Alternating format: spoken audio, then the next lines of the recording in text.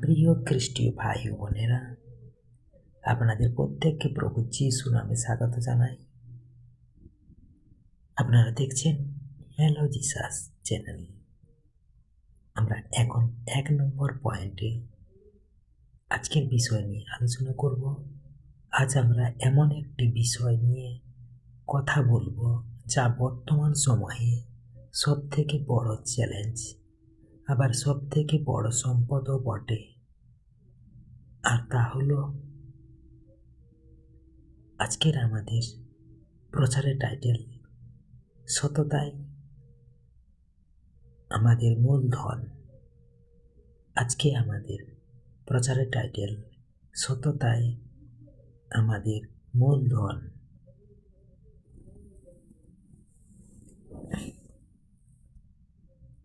আর তা হলো সততা। আমরা প্রায় শুনি সততাই সেরা নীতি, কিন্তু একজন বিশ্বাসী হিসেবে আমাদের কাছে সততা কোনো পলিসি নয়, বরং এটি একটি আমাদের জীবনের ভিত্তি বা মূলধন। আমরা এখন 2 নম্বর পয়েন্ট দেখব, বাইবেলের আলোকে সততা। আমরা শাস্ত্র থেকে বাক্য দেখব। হিতোপদেশ 11 অধ্যায় 1 পদ, ছলনাপূর্ণ তরাজু সদাপ্রভুর কাছে ঘৃণার বিষয়, কিন্তু সঠিক বাটখারা তাঁর সন্তোষজনক। হিতোপদেশ 11 অধ্যায় 1 পদ, ছলনাপূর্ণ তরাজু সদাপ্রভুর কাছে ঘৃণার বিষয়, কিন্তু সঠিক বাটখারা তার সন্তোষজনক।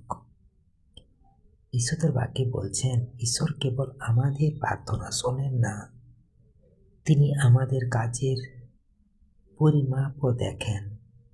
প্রাচীনকালে ব্যবসায়ীরা ওজনের কারচুপি করত। বাইবেল বলছে, ক্ষুদ্রতম অসততাও ঈশ্বরের দৃষ্টিতে অযোগ্য। আমাদের ব্যবসায়িক বা আর্থিক লেনদেনে সততা থাকাই হলো ঈশ্বরের আশীর্বাদ পাওয়ার প্রথম শর্ত। আমরা আরেকটি শাস্ত্র থেকে বাক্য দেখি। 2 করন্থীয় 8 অধ্যায় 21 পদ, কারণ আমরা কেবল প্রভুর সাক্ষাতে নয়, কিন্তু মানুষের সাক্ষাতেও তা যা উত্তম তাই যত্নপূর্বক করতে চাই। শাস্ত্র থেকে বাক্য 2 করন্থীয় 8 অধ্যায় 21 পদ, কারণ আমরা কেবল প্রভুর সাক্ষাতে নয়, কিন্তু মানুষের সাক্ষাতেও যা উত্তম তাই যত্নপূর্বক করতে চাই। ঈশ্বরের বাক্যে বলছেন, পৌল এখানে বলেছেন যে আমাদের জীবন এমন স্বচ্ছ হবে যেন ঈশ্বর এবং মানুষ উভয় আমাদের মধ্যে খ্রিস্টের প্রতিফলন দেখতে পায়। সততা আমাদের চারিত্রিক ঋজুতা দান করে, যা কোনো টাকা পয়সা দিয়ে কেনা সম্ভব নয়।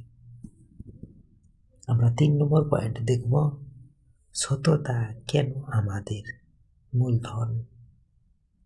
সাধারণত মূলধন বলতে আমরা পুঁজি বা টাকা পয়সাকে বুঝি, কিন্তু বাইবেল ভিত্তিক জীবন দর্শনে সততা কেন শ্রেষ্ঠ মূলধন। ভরসা, মানুষের বিশ্বাস অর্জন করা কঠিন।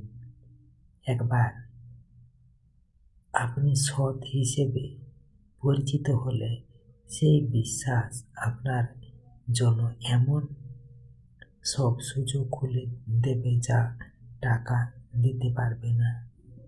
শান্তি অসৎ উপায়ে অর্জিত সম্পদে ভয় থাকে, কিন্তু সত্যতার পথে চলা মানুষ রাতে শান্তিতে ঘুমোতে পারে।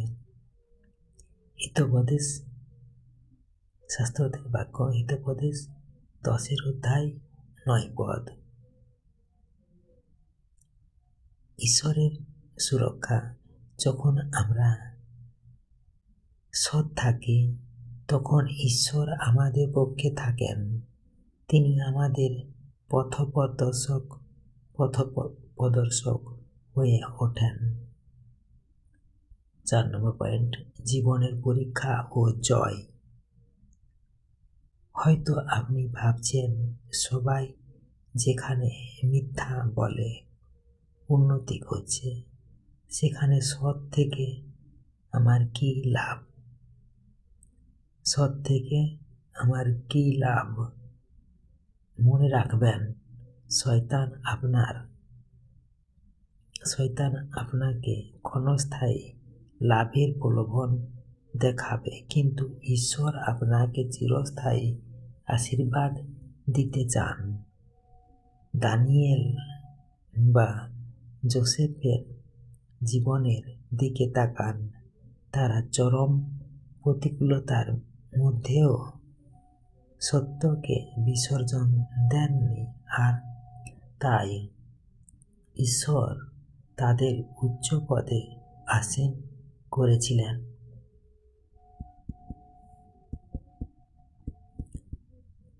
ঈশ্বর তার আপন বাক্যে প্রত্যেককে আশীর্বাদ করুন। আমেন। জয় যীশু।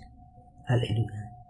আসুন আমরা এখন প্রভুর সাথে সহভাগিতা করি প্রার্থনার মাধ্যমে। হে সর্বশক্তিমান মহান ঈশ্বর, আমরা তোমার পবিত্র চরণে উপস্থিত হয়েছি। প্রভু, আজ আমরা শিখেছি যে সততা কেবল একটি শব্দ নয়, এটি তোমার স্বভাব। আমরা প্রার্থনা করি, আমাদের হৃদয়কে তুমি শুচি করো, আমাদের চিন্তা, কথা এবং কাজে যেন সর্বদা সততা প্রকাশ পায়। প্রভু, জগতের প্রলোভন যেন আমাদের সত্যের পথ থেকে বিচ্যুত করতে না পারে, বিশেষ করে যারা ব্যবসায়িক ক্ষেত্রে বা কর্মক্ষেত্রে প্রতিকূলতার সম্মুখীন হচ্ছেন।